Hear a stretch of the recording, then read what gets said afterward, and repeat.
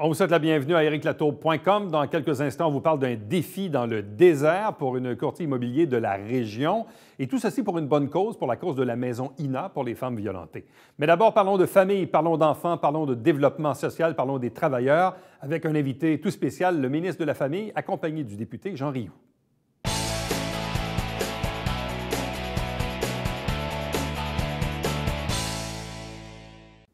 Le ministre fédéral de la Famille, des Enfants et du Développement social est en tournée dans le comté de Saint-Jean. On le reçoit ici même en studio. Jean-Yves Duclos, bonsoir et bienvenue. Bonsoir, Éric.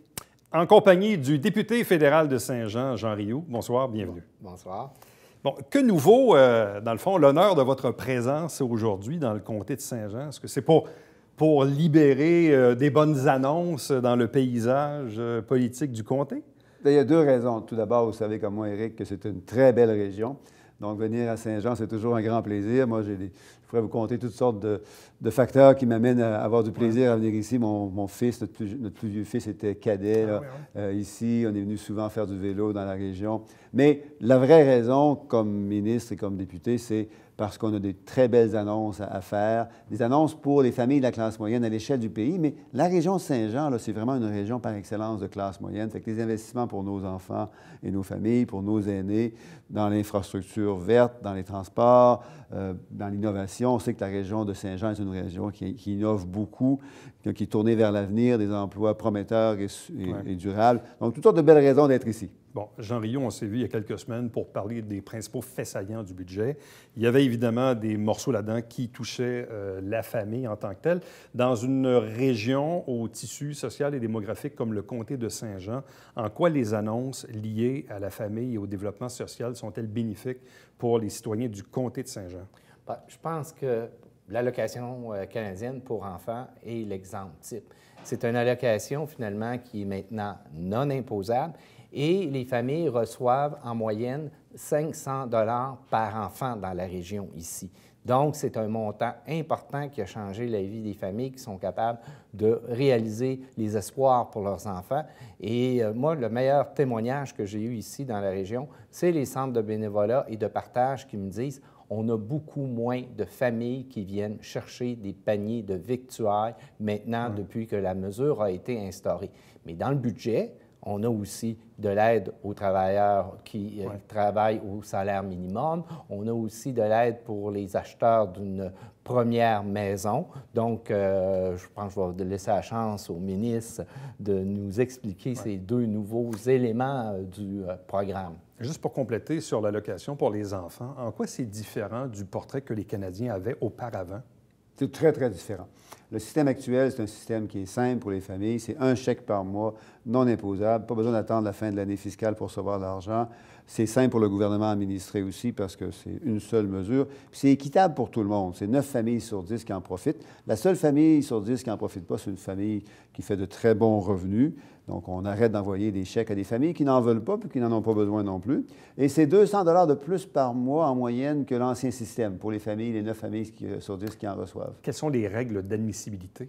C'est très simple. C'est avoir des enfants en bas de 18 ans et c'est d'avoir un revenu qui n'est pas parmi les revenus les plus élevés de la société canadienne. Et si on rentre là-dedans, donc si on fait partie des 9 familles sur 10 qui en reçoivent, comme c'est le cas beaucoup parmi les familles de la région de Saint-Jean, on reçoit une aide qui fait une différence quand vient le temps de joindre les deux bouts.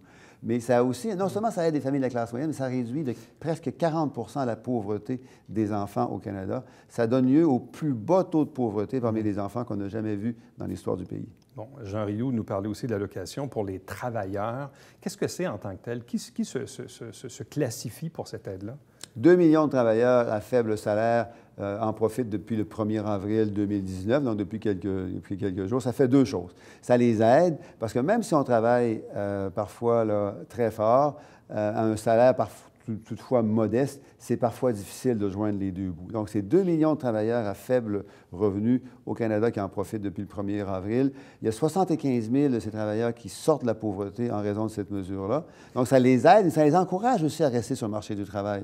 Ça leur donne un incitatif à investir dans leurs compétences, à aider les employeurs, puis à envisager parfois des progressions dans l'échelle salariale de l'entreprise, des responsabilités plus importantes à travers le temps qui vont aider à la fois le travailleur et l'entreprise. Quand on dit faible revenu, ça veut dire quoi? C'est 40 000 et moins par année? Est-ce que... Oui, on parle de vraiment faible revenu. Prenons l'exemple d'une famille, d'une mère monoparentale là, qui fait 20 heures par semaine, à peu près à 16 de l'heure. C'est pas beaucoup, 20 16 de l'heure pour travailler, 20 heures parce que c'est un travail à temps partiel.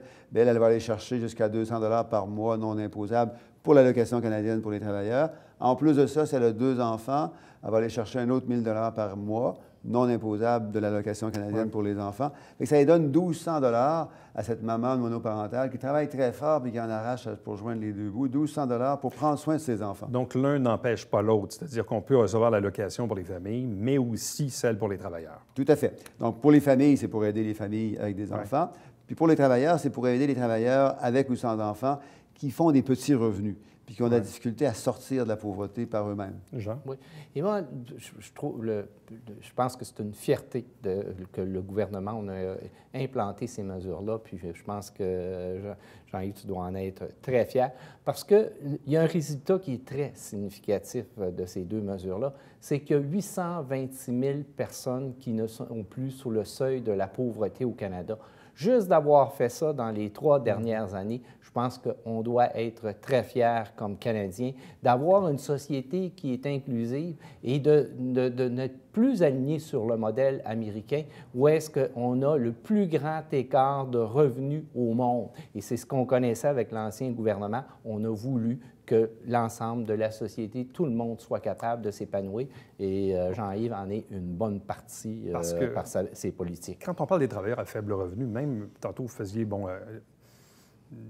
l'exemple d'une travailleuse à temps partiel, mais même dans le cas de quelqu'un qui travaille à temps plein, 35 ou 40 heures semaine, à 12, 13 ou 15 de l'heure, il est pratiquement là aussi en dessous du seuil de la pauvreté, même s'il travaille à temps plein. Donc, est-ce que le programme permet aussi d'aider ces gens-là? Quel est le maximum d'admissibilité et quel est le montant que les gens peuvent aller chercher? Même un travailleur à temps plein, à 35-40 heures par semaine, à 15 de l'heure, combien peut-il recevoir de ce programme-là? Ça dépend s'il a des enfants ou pas d'enfants. S'il est seul, c'est autour de 20 à 21 000 de revenus maximum pour l'allocation pour les travailleurs. Par contre, s'il a des enfants, là, il va aller chercher l'allocation canadienne pour les enfants. Forcément. Mais l'objectif, c'est en plein ce que Jean vient de dire, c'est de sortir du modèle de l'ancien gouvernement et des Américains, du modèle qui dit que la seule façon d'aider les gens, c'est d'aider les gens les plus riches. On appelle ça le modèle, on appelle ça le trickle-down economics en anglais. L'idée, puis c'est pas une idée qui peut être défendue en 2019, l'idée qu'en aidant les plus riches, on va finir par aider les autres en dessous. L'idée, en 2019, pour faire croître l'économie, c'est d'aider les familles, la classe moyenne, parce que ce sont elles qui investissent dans leurs enfants, dans leurs compétences, dans leurs entreprises. C'est ça qui fait croître l'économie. Bon, parlons maintenant de l'achat d'une première maison. Et je pense que ce programme-là existe encore. Bon, plusieurs ont connu le fameux programme du RAP, où les gens peuvent bien sûr cotiser un REER, le retirer, puis ensuite le redistribuer pour les 15 années qui suivent. Ça, c'est un des programmes d'accession à la propriété qui existe depuis fort longtemps. Mais en quoi la mesure d'aujourd'hui est-elle différente de celle du RAP en question? Le budget 2019 a annoncé 3 choses. 2 choses qui ont rapport au RAP et une autre affaire que je vais vous dire dans quelques instants. Le RAP est plus généreux maintenant. On peut aller chercher jusqu'à 35 000 de ces REER pour investir dans une première maison. La deuxième chose que le budget 2019 fait, c'est d'élargir le RAP à des couples qui, malheureusement, se séparent. Donc, un couple qui s'est acheté une première maison puis qui bénéficie d'un RAP là, à un certain moment, se sépare, malheureusement. Le couple a besoin de se reconstruire une nouvelle vie et un des deux veut acheter une maison à nouveau, mais pas avec le même conjoint. Donc, maintenant, le RAP, il est disponible pour une famille qui, malheureusement, doit se séparer et se reconstruire une nouvelle vie. La troisième chose dans le budget 2019, c'est cette mesure pour aider les familles qui veulent acheter une première maison en faisant porter une partie des coûts et une partie des risques d'une hypothèque sur la Société canadienne d'hypothèque et de logement. Avec la SCHL, la Société canadienne d'hypothèque et de logement, fournit un appui qui réduit à la fois le coût d'avoir une hypothèque puis le risque aussi d'avoir une hypothèque. Ça permet à des gens d'acquérir une première maison, même s'ils n'ont pas tout à fait le niveau d'épargne qu'ils souhaiteraient avoir au départ. Est-ce que vos fonctionnaires ont réussi à établir certaines projections, c'est-à-dire que comment la mise en place de ces nouvelles mesures vont-elles faire en sorte que ça va se traduire par de l'acquisition d'une première maison? On estime que 100 000 acheteurs de première maison qui vont en profiter au cours des trois prochaines années. Donc, parmi ces 100 000, moi, je m'attends à ce qu'il y en ait plusieurs au Québec et même ici dans la région de Grande-Bay, parce que c'est une mesure pour les familles de revenus encore modestes, parce que les premiers acheteurs ont rarement des revenus très élevés, mais ça leur donne l'occasion d'investir dans une propriété. Puis investir dans une propriété, là, ça a beaucoup de sens pour un couple qui veut avoir des enfants, qui veut s'installer dans sa communauté, envoyer ses enfants à l'école, espérer pouvoir y demeurer un certain temps. Donc, en plus, c'est l'épargne la plus importante qu'une famille généralement génère, l'achat d'une propriété. Bon, puis en même temps aussi, on le voit dans une région comme la nôtre, ici, dans le Haut-Richelieu, ou la ville de Saint-Jean-sur-Richelieu, où il y a une quinzaine d'années, on pouvait acheter une première propriété pour 150, 175, même à 200 000, c'était un gros bungalow. Aujourd'hui, en bas de 225 000 dans une région comme ici, il n'y a pas grand-chose. Même, il faut aller souvent dans du 250, presque 300 000 pour avoir une maison relativement assez grande. Donc les paramètres ne sont plus les mêmes aujourd'hui pour emprunter pour des jeunes couples. Oui, puis on sait qu'on est une région en croissance, puis il y a beaucoup de gens qui viennent de l'extérieur s'établir. Et moi, je peux vous dire que j'ai vu un engouement pour ce programme-là, puis tu sais que j'ai des enfants 28, 25, puis avec leurs amis, ils en parlent. Les autres se disent, bien, regarde, là, ça va être possible de s'acheter une maison. Regarde, on va planifier pour prendre davantage de REER. Donc, ils vont faire de l'économie forcée, puis ils vont être capables de s'acheter une maison. Puis, comme Jean-Yves le disait, c'est l'investissement le plus important pour un individu dans sa vie, surtout qu'à sa revente, il ne paie pas d'impôts. Donc, c'est l'investissement le plus... Et puis, de manière d'un autre, il faut habiter à quelque part. Donc, les gens investissent en même temps qu'ils en profitent. Donc, je pense que c'est un programme qui vient répondre à un besoin de la société actuellement. Bon. En terminant, on le sait, on est à quelques mois d'une élection générale au Canada. En quoi ces mesures liées aux familles, aux enfants, aux travailleurs, au développement social, en quoi les positions du gouvernement libéral seront-elles différentes et probablement, à vos yeux, meilleures que vos adversaires néo-démocrates ou conservateurs? Dans le fond, ma question, c'est quel est le choix auquel les Canadiens ou les Québécois seront confrontés dans quelques mois? Bien, il y a deux visions. Il y a la vision des conservateurs, qui est de couper les impôts pour les plus riches, puis de couper les services et les prestations pour tous les autres, en espérant que ça va éventuellement faire croître l'économie. Puis la vision des libéraux, qui est d'investir dans la classe moyenne pour aider ceux qui investissent dans l'économie. Puis la vision des libéraux fonctionne. Depuis 2015, les Canadiens ont créé 900 000 nouveaux emplois. On a le plus faible taux de chômage depuis 1976, un des plus forts taux de croissance des pays du G7. On a une dette par rapport à l'économie qui est en chute, qui va être le plus faible niveau depuis la fin des années 1970. On a le plus faible taux de pauvreté jamais connu au Canada. Donc, c'est un plan qui fonctionne. Et nous, on va le défendre, ce plan-là, parce qu'on y croit dur comme fer, que c'est le bon plan, non seulement pour faire croître l'économie, mais s'assurer que la croissance profite à tout le monde. À vous deux, merci beaucoup. Ça nous a fait plaisir. Bonne chance et bonne fin de tournée dans le comté de Saint-Jean aujourd'hui. Merci. Merci, Éric. Restez avec nous, puisqu'au retour, on vous parle d'un défi dans le désert.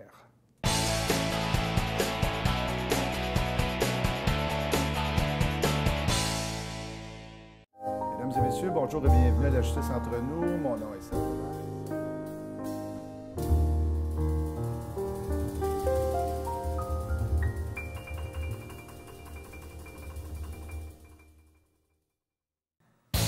Salut, ici Alexandre Baudouin. Et François Trépanier. François, j'ai complètement oublié le nom des invités. On a Sylvain Patry du Golf International 2000 et l'informateur joannais William Julien. Je sais une chose, par exemple, le but des Finlandaises, il était bon. Ouf, ok, voilà.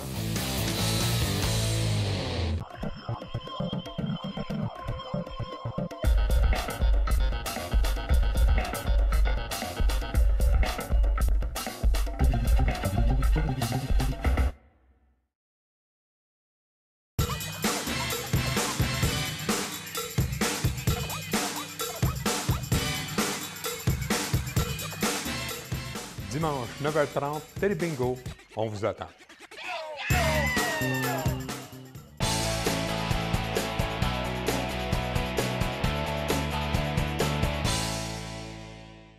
Elle va parcourir 100 km dans le désert du Sahara pendant 5 jours dans quelques mois. Ça s'en vient quand même à grands pas. Et tout ça aussi pour le bénéfice d'une bonne cause. Bref, 2 invités pour parler de ce sujet aujourd'hui. D'abord, Fay Grammatikakis, qui est courtier immobilier chez Royal Lepage Origine. Bonsoir. Bonsoir. Accompagnée de Joanne Robert, qui est directrice associée service au réseau Région du Québec pour Royal Lepage. Bonsoir et bienvenue. Bonsoir. Bon, d'où vient cette idée d'aller dans le désert? On se lève un matin et on se dit, bon, je me cherche un défi. Tiens, le désert, c'est une bonne idée. Ah, ouais, c'est arrivé comme ça? Non. C'est un courriel que j'ai vu passer de Royal Lepage qui expliquait ce défi-là, dans le fond, aux 2 ans. Ils ont gagné ce genre d'événement-là.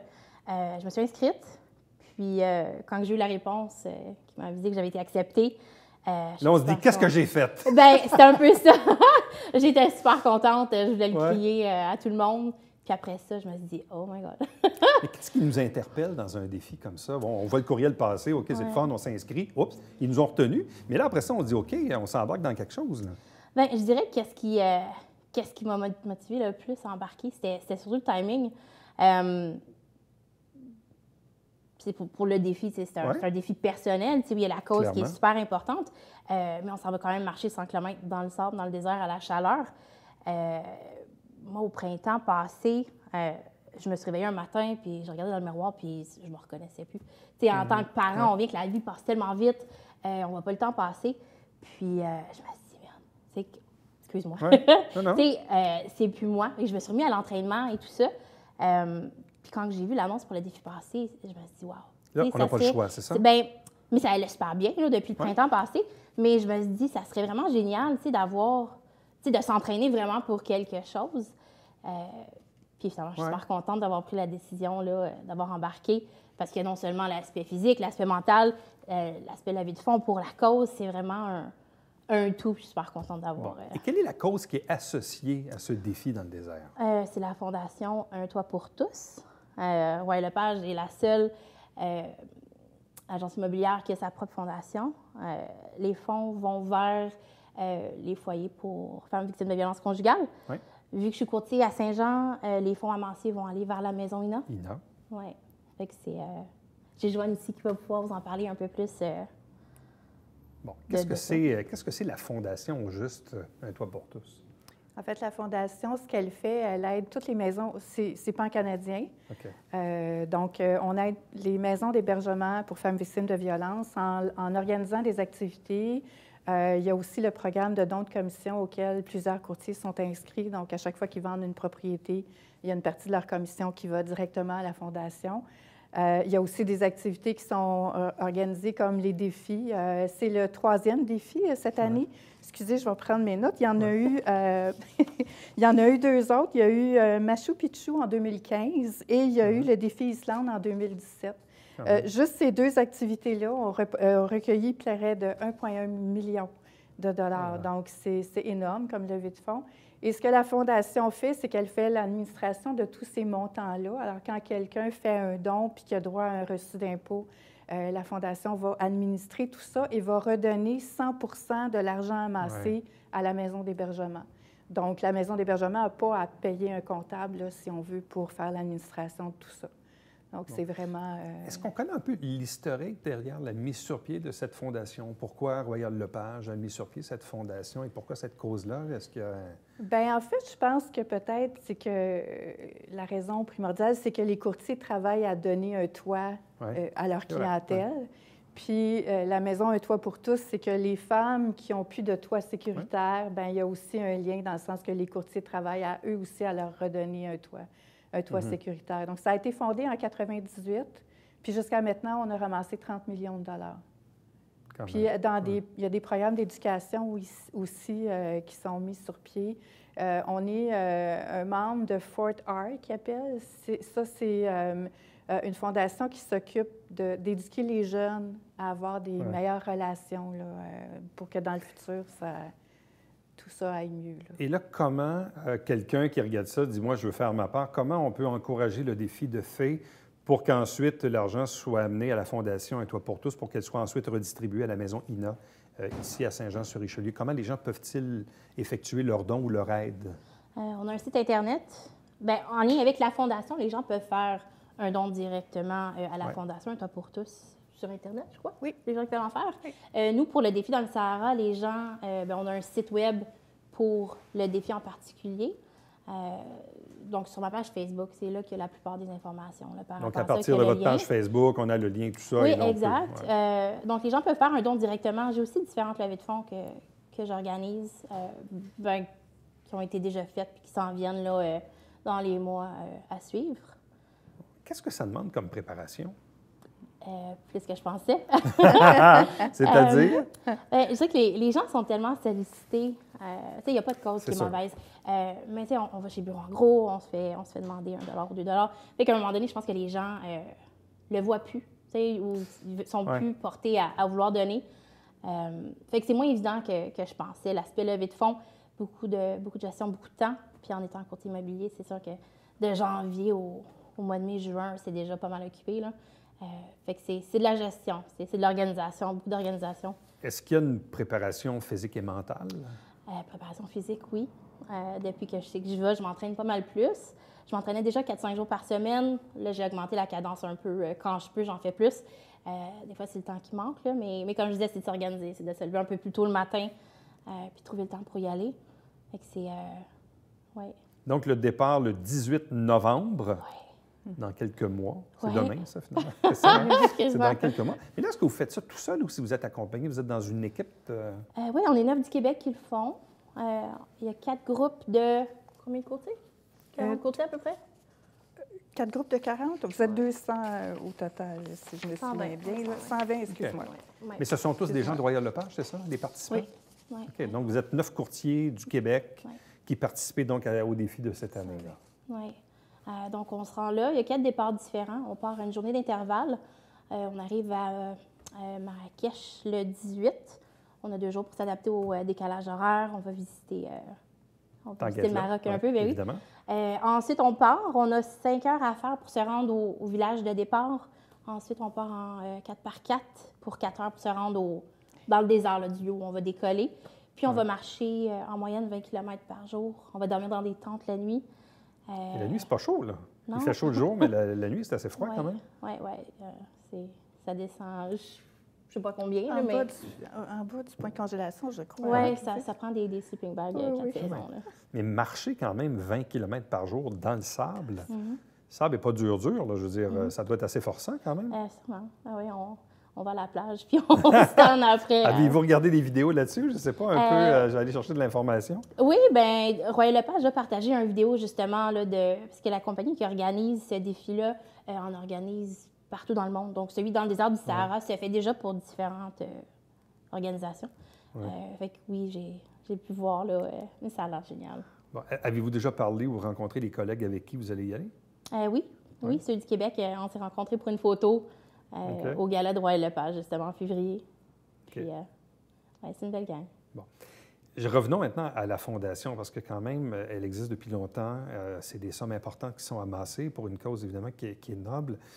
Pour vous, cette cause-là, on parlait tantôt, on dit, oui, bon, les courtiers sont là, dans le fond, pour trouver des toits pour les gens. Bon, parfois, les femmes sont victimes de violences avec leurs enfants aussi, qui sont accompagnés et doivent se trouver un toit de refuge pendant quelques jours, quelques semaines, un peu comme la maison Ina à Saint-Jean. Pour vous, cette cause-là, elle représente quoi, même en tant que femme? Pour moi, elle représente beaucoup. Là, vous venez toucher un point sensible. Je pense que c'est une cause c'est difficile à médiatiser, là, dans le sens que faire du marketing là-dessus, quand on entend parler des femmes, souvent à la télé, c'est parce qu'il est trop tard. Là, donc, c'est pour l'achat d'une maison. Excusez-moi. Donc, je pense que c'est important. C'est une cause qui est importante parce que c'est difficile d'amasser des fonds pour ça. Les maisons d'hébergement, on ne peut pas aller les visiter, donc c'est pas quelque chose qui est concret. On ne peut pas les montrer. Même ici, des fois, on les reçoit en entrevue, mais c'est toujours un peu difficile d'expliquer ce qu'ils font quand on ne peut pas vraiment montrer, mais en même temps, on comprend pourquoi. C'est ça. Donc, de dire à quelqu'un, bien, il faut que tu me donnes des fonds pour la maison d'hébergement un tel, mais ils ne peuvent pas aller la voir. Les femmes qui sont victimes de violences, souvent, ne vont pas passer à la télé non plus. Donc, c'est pas une cause qui est facile, mais je pense que c'est une cause qui est super importante. On disait dans les statistiques, il y a 300 femmes par jour à peu près qui sont refusées dans des maisons d'hébergement, faute de moyens, faute de place. Donc, il faudrait des sous pour agrandir ou moderniser certaines maisons d'hébergement. Évidemment, ils reçoivent certains montants du gouvernement, mais ce n'est pas suffisant. Là. Juste avoir le nombre de personnes qui est refusé là, quand une femme appelle à l'aide puis qu'on lui dit malheureusement, il n'y a pas de place. Pour moi, c'est une cause qui est super importante. Puis il y a des enfants qui sont impliqués dans ça aussi, évidemment. Ouais. Et pour vous, cette cause-là, elle résonne quoi? C'est une cause qui est super importante. Là. Veux pas, quand on vend les propriétés des gens, on rentre dans leur bulle, on rentre dans leur vie privée. C'est sûr qu'on voit des trucs des fois qu'on aurait préféré pas voir. Puis c'est justement les enfants qui sont impliqués dans ça. Je fais beaucoup de bénévolat à l'école à ma fille. Fait que je trouve ça triste pour ces enfants-là. Je trouve que c'est super important. Comme je me disais, c'est pas tant médiatisé. On dirait presque que c'est un peu tabou parler de ça. Fait que je pense que c'est super important d'en parler puis de faire qu'est-ce qu'on peut. Alors donc, le défi de 100 km à la marche, 5 jours dans le désert du Sahara. Et bien sûr, tout ça chapeauté par la Fondation Un toit pour tous de Royal Lepage. Donc, à vous deux, merci beaucoup. Merci. Et bonne chance pour la suite. Merci. Restez avec nous, puisqu'au retour, on vous présente le Babillard quotidien.